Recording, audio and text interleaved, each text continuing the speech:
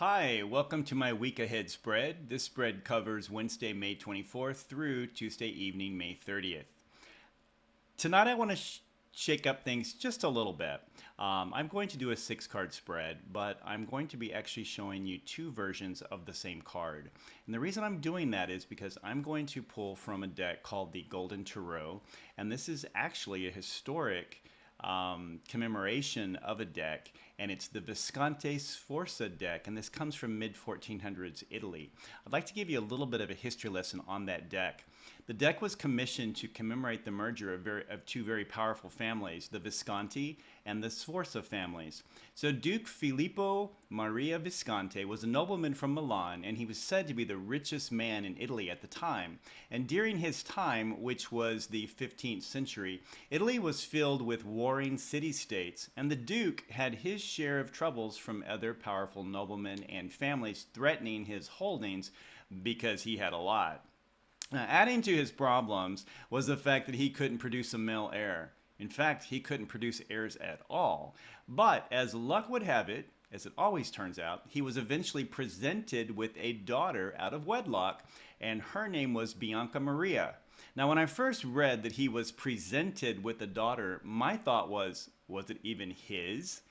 Who knows? Maybe that's just my Aquarius brain thinking too much into it. But anyway, he had a daughter, Bianca Maria, and he doted on her and gave her the very best education, all the things that money could buy. It was the perfect upbringing for any nobleman's daughter. She was the woman of the time. So let's fast forward a bit. There came a point when the Duke Visconti was under attack by the Venetians. You got to watch the Venetians. And he was really being threatened by them and losing a lot of his stuff. So he called on the help of another powerful family, the Sforza family. And they helped him fight the Venetians back, and he prevailed. Well, to pay honor and tribute to that, he agreed to give his daughter Bianca in marriage to Francesco Sforza. And so the wedding took place on October 25th, 1441. Now, the Sforzas were a very powerful land-owning family. Also, too, they controlled the most powerful army of the time. So that was the perfect merger between the 2 families because it provided some protection for the Duke. So this wedding took place, and Francesco Sforza commissioned a tarot deck to be made to commemorate that. And so that is what this is. It's the Visconti Sforza deck, and it stems from the 1400s. So I will say before I do this reading, this is probably the most positive reading I've ever given. I was very excited when I saw the cards, and I thought, wow, this is a total shift from the last one for the week that we're currently still in until midnight tomorrow night. So I may need shadow work after this, but we're just going to go with it. So what is headed our way? And that is the Ten of Cups.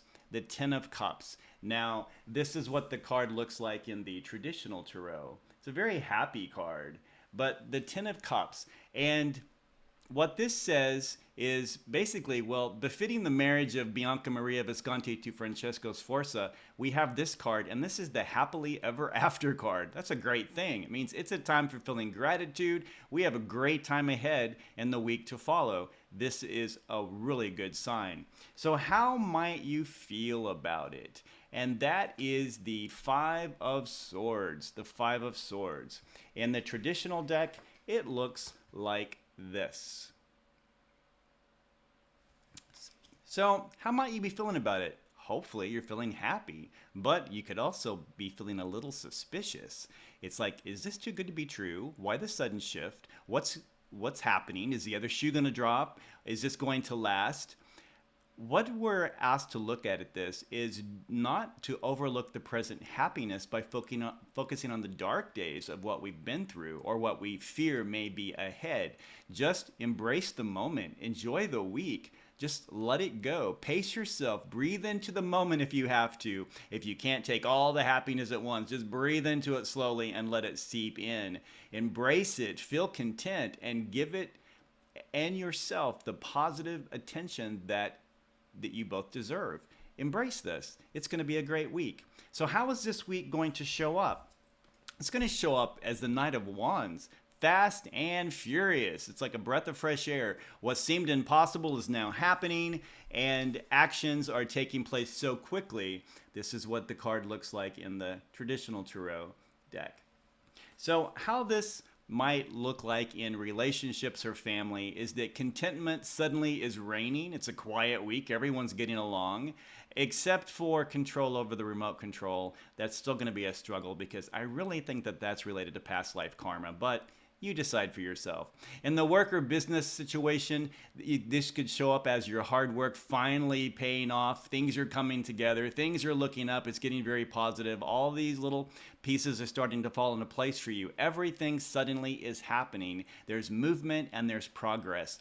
On the travel or adventure front, maybe you've been wanting to do a trip or something and it might suddenly be presented to you. The opportunity opens up. The money is there. You're good to go. So just embrace the week and go with it. Now, normally at this point in the reading, because in the past they've been kind of negative, I build in 2 additional cards to give you options. Option 1 and option 2 to how to deal with the situation or the problem that might be ahead. Now, this time we're dealing with happiness. So are there really options to deal with happiness? I'm not sure, but we're going to give it a shot. Option number 1 is the 7 of Pentacles. And this is what this card looks like in the tarot. And what this card is saying, the option is give thanks for what you've achieved. Embrace gratitude. Just take it in, soak it in, and accept it, and just be happy with it. So option number 1 is just flow with it. See how far you've come and how your work has paid off. Be proud of yourself. Feel the moment and project that moment forward into the weeks to come. Remember that you decide the momentum of what's going to take place. You are the creator of your life. Embrace this moment, feel it, and remember this as you look forward. I'd like to return to the 10 of Cups, if I could, on this one. And this is what the card looks like. There's an interesting story that goes with this. And one of the stories that I read is that there was a family that they were very abundant. They had everything they needed and there was happiness, but they couldn't quite see it because they were always in their house and they were surrounded by it all the time. So they couldn't see it for what it was. So one day the family takes a walk. They walk away from their home. They all stop and they look back on it. And it's in that moment of looking back, they saw the abundance of what they had and they truly were happy. It was a time of joy and contentment, and it took them taking that little trip away a little ways, a little distance from their house to look back on it and see it for what it is. Option number 1 may be saying that, is that take a step back, look at what you've achieved and look at what's being presented to you and just embrace the moment. Option number 2 is the 9 of Swords. And this is what it looks like in the tarot. Now, this is often called the worst card in the deck. For me personally, the worst card in the deck is the Hierophant, but that's a whole nother reading. But anyway, the 9 of Swords, when this card shows up in readings, and it showed up last week actually, and it was kind of a negative thing. It showed up in the options of how to look at something or how you might be feeling about it. But in this particular case, what this card for option number 2 is saying is don't take the approach of this person. Don't sit up late at night worrying and wondering and fretting over what's going to happen. Just accept where things are right now. So this card is saying don't be a 9 of Swords. Don't take that approach. If you're worried about the other shoe dropping, let that go. Let your mind relax and accept the peace and contentment and happiness and success that you are now experiencing. Just embrace it. This is not a one-time event. You are meant to have a happy life. And as the creator of your reality, which I mentioned before, you can choose whether you want to see things in a positive light or in a negative light. But know that the universe wants you to have positive things. Again, it's your perception and thoughts that create your reality. So if you have to, take sleeping pills or a natural sleep aid if you need to avoid those late night mental worry sessions. So don't be a 9 of Swords, be a 10 of Cups instead. So That's option number 2. I also like to build an Alas card, and I call this the Major Arcana Superhero card.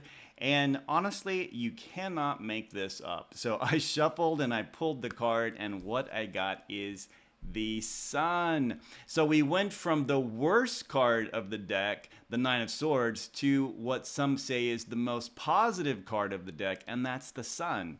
And in the tarot, it looks like this. So the superhero, the Sun, asks us to embrace its energy and lighten up. Feel the warm rays, soak in the happiness during this time and all the joy that it brings. Like the little child on the horse, take the Sun energy and ride it into the sunset, and know that the next day is going to be just as great as the day that you're leaving.